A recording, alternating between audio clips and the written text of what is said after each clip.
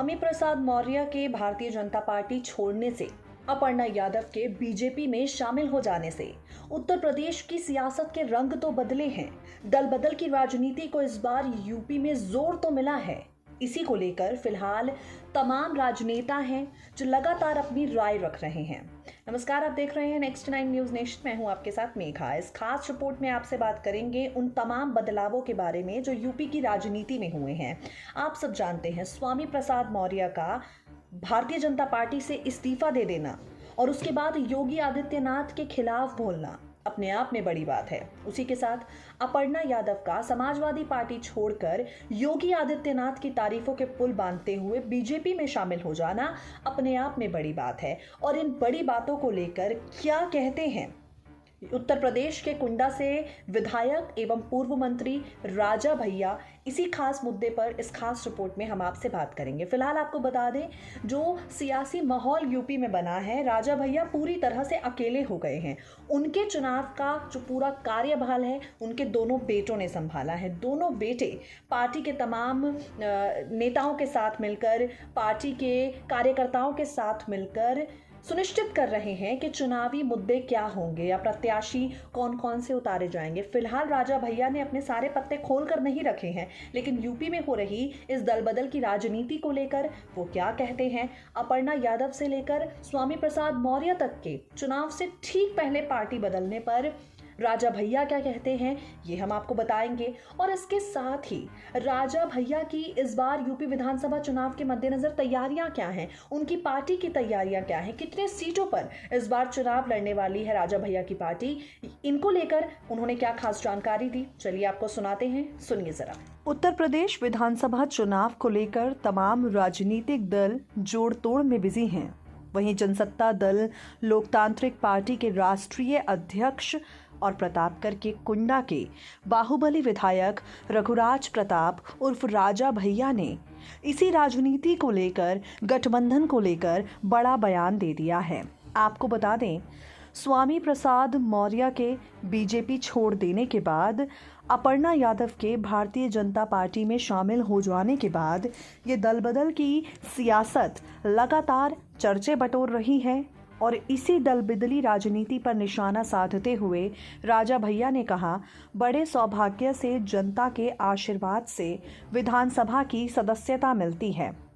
भाग्य और प्रबल हो तो सत्ता पक्ष में आते हैं और भाग्य थोड़ा और अच्छा हो तो मंत्री बनते हैं। वहीं मंत्री के नाते प्रदेश की जनता के लिए अधिक से अधिक सेवा करनी चाहिए।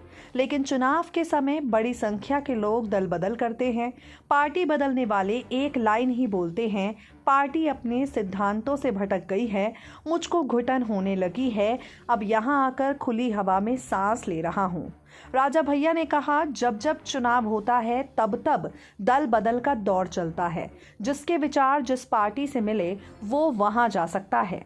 आपको बता दें, राजा भैया ने अपनी पार्टी को लेकर भी कई खुलासे किए। राजा भैया ने कई बयान दिए। साल 2022 विधानसभा चुनाव राजा भैया की पार्टी अकेले लड़ रही है। उन्होंने कहा, जनसत्ता दल के प्रत्याशी के दम पर हम चुनाव लड़ेंगे।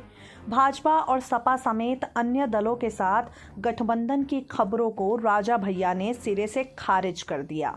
उनके बयान के बाद राजनीतिक गलियारों में सियासत तेज हो गई है।